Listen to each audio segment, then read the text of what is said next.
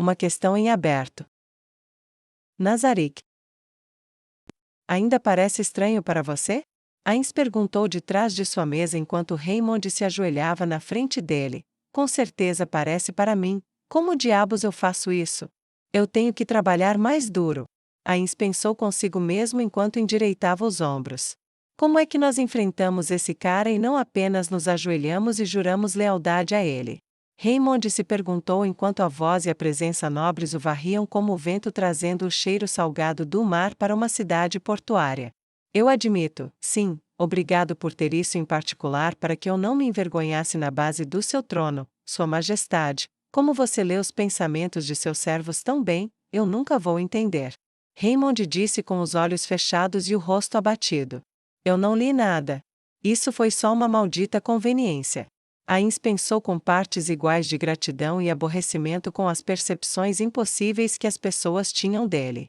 Mas em voz alta ele disse: não me custou nada dar a você essa pequena coisa, e às vezes as palavras são melhores ditas em particular, mesmo quando não são vergonhosas. Quero que você entenda, não espero que minta quando for a testemunha, diga apenas a verdade, deixe o registro da história dizer o que deve, o bom e o ruim, sobre seu povo, sua nação, seus encontros com minha filha.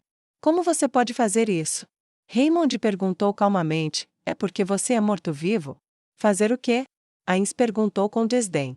Você a chama de sua filha, ela te ama como um pai, eu presumi que você sentia o mesmo, apesar da sua natureza, mas você realmente deixaria isso acontecer com ela? Raymond perguntou em clara incompreensão, seu rosto virado para o rei. Se fosse minha filha, eu faria tudo o que pudesse para salvá-la. Ains deixou que o silêncio passasse entre eles antes de responder, muito secamente: você não conheceu minha filha antes? Raymond ficou em silêncio por um momento. Bem, sim, eu já. A resposta de Ains foi lenta e simples. Então você sabe que ela pode suportar isso. Além disso, isso também é um serviço para o meu reino. E para mim, não importa o resultado, você sabe. Você não é o primeiro a fazer esse tipo de pergunta, a rainha Calca também fez. Você sabe como ela chamou Neia? Não, o quê? Raymond perguntou, evitando cuidadosamente palavras como açougueiro ou monstro. Um sacrifício humano, ela me perguntou uma vez, como eu posso sacrificar minha própria filha dessa forma, se ela não sofreu o suficiente, porque eu continuo deixando ela se machucar. Acredite em mim, eu não tenho prazer nisso. Mas isso também faz parte do fardo do governo. Ignorar tudo o que aconteceu mancharia sua vida para sempre, isso a fere profundamente. Ver aqueles que ela contava como aliados, se posicionando contra ela, ver alguém que ela considera um querido amigo, se tornar um promotor tentando quebrá-la, mas às vezes a medicina dói, ela nunca se recuperará a menos que enfrente tudo, ela nunca poderá realmente ser parte do mundo que ela ajudou a fazer. A menos que ela seja chamada a prestar contas de como ele foi feito, sua esposa, seu futuro filho. Eu não quero que nenhum deles seja arruinado por isso, mas você notará, ela não fugiu.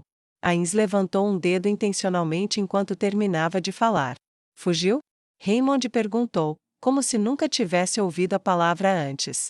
Sim, se ela fugisse, ela poderia estar segura. O Império está muito ocupado ultimamente, a reconstrução ainda está acontecendo a sério, eu poderia facilmente desculpar não persegui-la, ou mesmo ajudar em sua fuga e deixá-la levar a culpa no exílio, mas aposto que isso nem passou pela cabeça de Neia, porque isso mancharia sua mensagem e a mim, então ela e eu devemos colidir, mesmo que por procuração, e ver que justiça vem a ela, eu aceitarei o que acontecer, porque é isso que um rei deve fazer, e eu levo meu dever a sério. Ains disse com absoluta finalidade. Eu entendo, farei o que você pede, com ou sem a comutação da minha sentença, quero que se espalhe a palavra sobre o que realmente aconteceu no meu país, meu testemunho pode não ajudar sua filha, mas pode não machucá-la, pelo menos.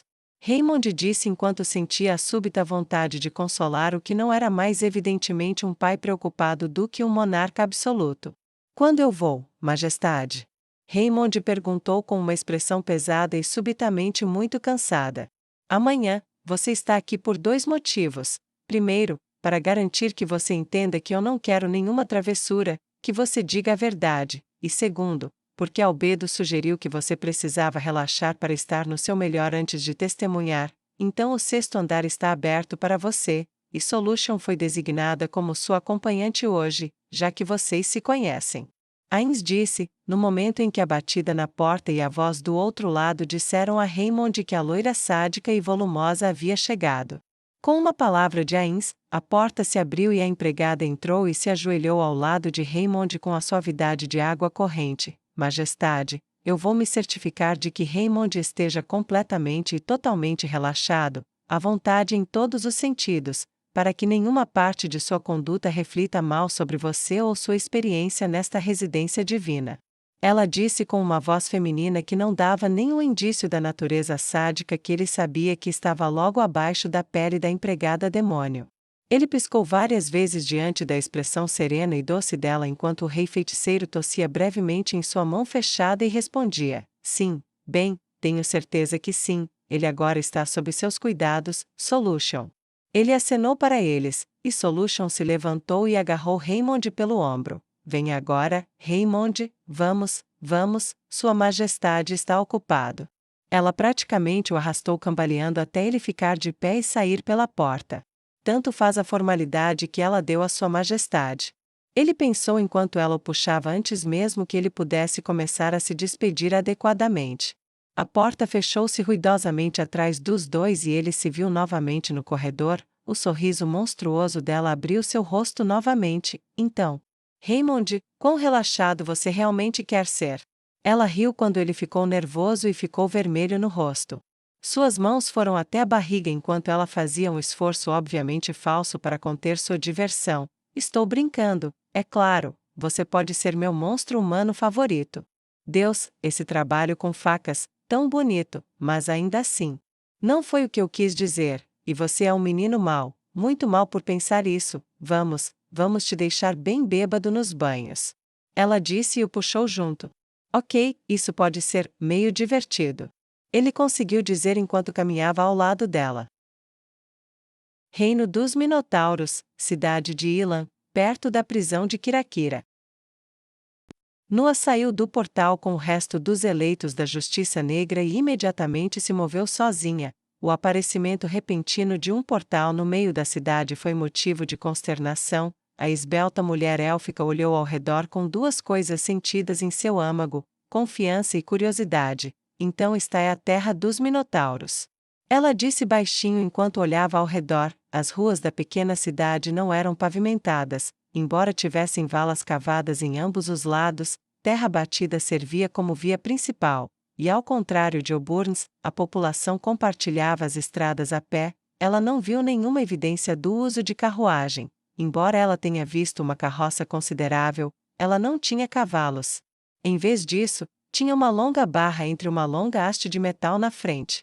Ela olhou para aquilo com alguma curiosidade até que viu um par de minotauros emergir de um prédio, ficar entre a carroça e o bar e começar a empurrar. Eles começaram a ganhar velocidade e logo estavam fora de vista, carregando o que quer que estivesse nas caixas empilhadas como carga. Os prédios eram feitos de madeira simples, e nenhum era maior do que um único andar, dando a ilusão de ser maior do que era. Mesmo assim, ela achou totalmente nada impressionante. O sol estava brilhante e o tempo bom, mas tudo isso servia apenas para contrastar a relativa falta de sofisticação ou beleza na cidade em que ela se encontrava. Lago Crescente era muito mais impressionante. Aliás, Kamimiyako era mais impressionante. Se esse fosse o único tipo de existência que os não-humanos tinham, eu quase poderia perdoar a teocracia por se achar divinamente escolhida. Não exatamente, mas quase. Ela pensou desdenhosamente, e então se conteve. Não, você não vai ser assim.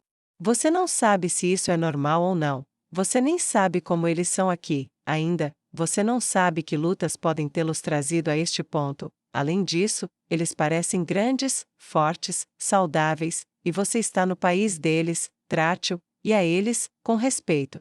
Nua pensou enquanto criticava a si mesma duramente, e se perguntava sobre seu próprio lampejo repentino de arrogância.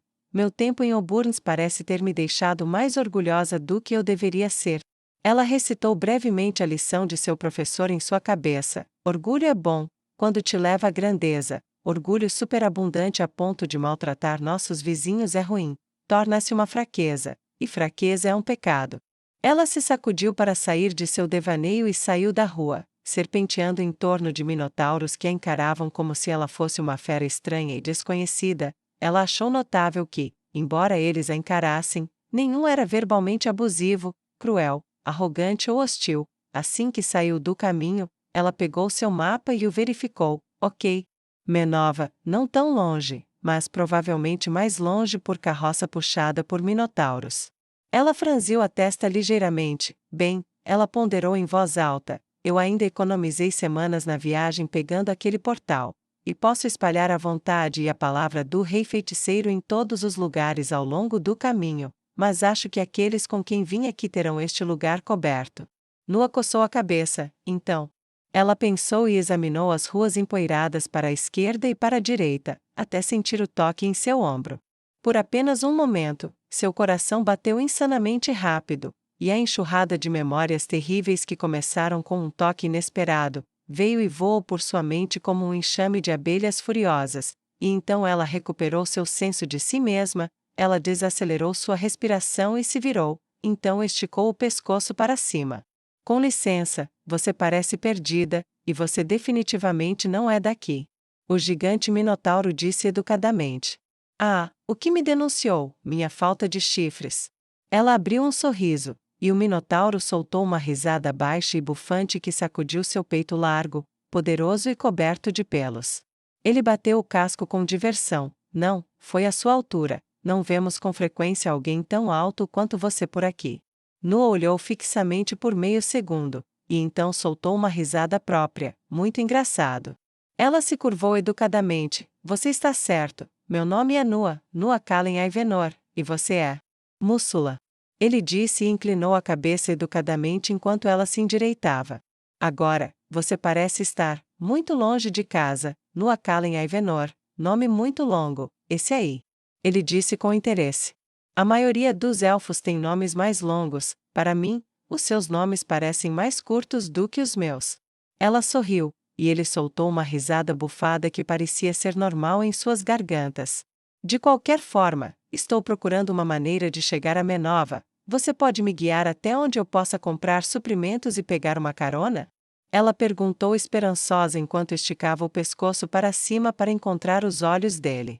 Você está com sorte, posso lhe mostrar a loja de viagem local, e então, por acaso, estou indo para Menova hoje em uma viagem comercial para vender meus produtos, consigo um preço melhor lá do que aqui, então vale a pena o tempo e o esforço, porque você não vem comigo, e eu te levo por, deixe-me dizer. Ele esfregou o queixo pensativamente, 5 pratas, mas eu descontarei 2 se você tornar a viagem até lá menos chata. Combinado. Nua disse com um largo sorriso e estendeu a mão, que desapareceu no aperto do Minotauro enquanto eles apertavam o acordo. Acho que vamos nos dar muito bem, Mússula. Eu também, eu também. Ele disse, e gesticulou para a rua. Agora, por favor, siga-me. Ele respondeu, e caminhou na direção que ele apontou, com Nua caminhando confiantemente ao lado dele e cruzando as mãos atrás da cabeça enquanto caminhava completamente à vontade com sua nova companhia. Prisão de Kirakira. Neia ficou contra a parede por um longo tempo, ou pelo menos assim parecia, e então ela concluiu pelo rastro lento das sombras fixas esparsas sobre o chão sob seus pés enquanto o sol brilhava no pátio da prisão. Ela chutou o pé na poeira finalmente, e soltou o aperto que tinha na cabeça, então levantou-o para assistir ao que estava acontecendo. Ela sorriu com calor genuíno quando viu o que queria. Os instrutores tinham aceitado vários alunos e estavam obviamente ocupados explicando os méritos de seus esforços, porque os prisioneiros minotauros estavam prestando muita atenção. Havia alguns trabalhando de perto com madeira, e outros trabalhando com pequenos pedaços de pedra, e outros trabalhando com tecido, e mais, e mais, e mais. Então Neia colocou as mãos atrás das costas e simplesmente começou a andar pelo comprimento do pátio, observando a fundação de seus planos criar raízes profundas no solo da prisão de Kirakira. Ela sentiu os olhares sem olhar para eles, guardas. Ela murmurou baixinho. Ela andava com as costas retas e os ombros jogados para trás, era a postura de um soldado, um guerreiro, Cada passo era firme e seguro enquanto ela se concentrava em garantir que o trabalho que ela havia dado ao seu povo continuasse sem incidentes. Sua concentração era tão intensa que mais de uma vez a turma parava para olhar e perceber que ela os observava, então ela inclinou a cabeça e seguiu em frente. Ainda assim, ela sentia a coceira dos olhares de cima, onde os minotauros andavam com o armamento tradicional de minotauros, como grandes machados de 2 cabeças ou a ocasional espada de 2 mãos, portando a armadura simples de guardas comuns que cobria seus corpos da maioria dos ataques, mesmo que deixasse seus braços e pernas amplamente nus. As placas de ferro sobrepostas eram baratas, mas eficazes contra as armas simples patéticas que um prisioneiro poderia empunhar.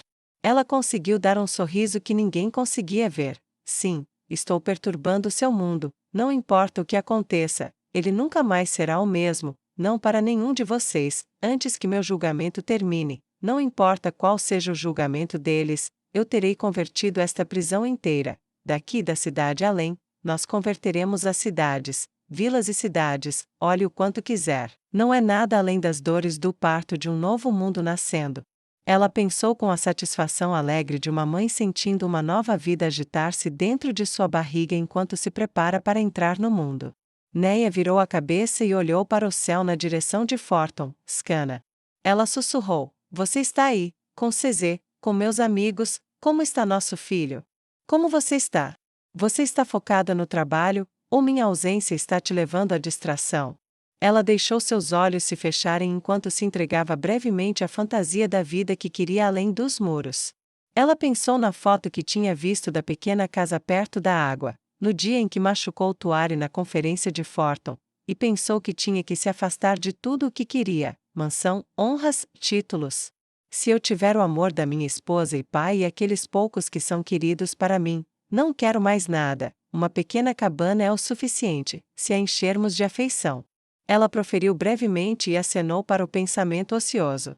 Apenas para outro vir sem ser convidado à sua mente. Eu também quero ter um filho, isso é possível? Posso? Ouso esperar por isso ou isso vai virar cinzas como tantos outros sonhos fracassados. A paladina negra ponderou o pensamento, imaginando como seria, e a memória foi se repetindo, retransmitida a ela por uma demonia que era sua amiga, que se voltou contra ela por ordens de sua majestade, que agora era sua promotora. Inéia lembrou de uma história que Vanisa havia lhe contado. Eu me lembro melhor do sorriso dela, ela sempre guardava isso para mim. Não importava o que acontecesse, quando eu era pequena e papai tinha ido embora e nós saíamos de casa para ir para a cidade para encontrar trabalho, e havia esse homem gordo, mamãe sempre me mandava brincar quando ele vinha, não sabia por que até que fiquei mais velha, ela não entendia seu olhar, e quão presunçoso aquele bastardo gordo era quando ele sorria para mim quando eu chegava em casa e entrava enquanto ele estava saindo daquele lugarzinho onde morávamos, ela sempre tinha um sorriso para mim então. Sempre grande e brilhante, sempre me abraçando tão forte. O sorriso demoníaco de Vanisa tinha se tornado frio e duro. Eu descobri o que ele andava fazendo com a mamãe quando fiquei mais velha, e cheguei em casa cedo, ouvi pela porta, rastejei até a janela e espiei. Vi ele em cima da minha mãe. É assim que ela tem pago para ter um lugar para dormir, é por isso que ela sempre me abraçou, e sorriu mesmo sabendo que ela o odiava. E o que ela tinha que fazer? Ela sorriu porque era para mim, e porque eu dormia confortável e aquecida por conta disso. Ele foi o primeiro homem que eu matei, e ele foi o primeiro homem que eu já odiei, mas eu tenho uma coisa para agradecer a ele, por conta dele. Eu lembro da mamãe sorrindo muito, mesmo que ela estivesse sorrindo através da dor. É assim que uma boa mãe é, ela sorri apesar de tudo. Se essa coisa mantém seus filhotes seguros, felizes, aquecidos e alimentados. Posso fazer isso? Neia se perguntou enquanto piscava de repente quando seus olhos ficaram embaçados com lágrimas. Ela levantou a mão esquerda e tocou a umidade ali. Para que servem essas? Ela se perguntou, e continuou se perguntando enquanto descobria que ainda tinha mais delas para entregar.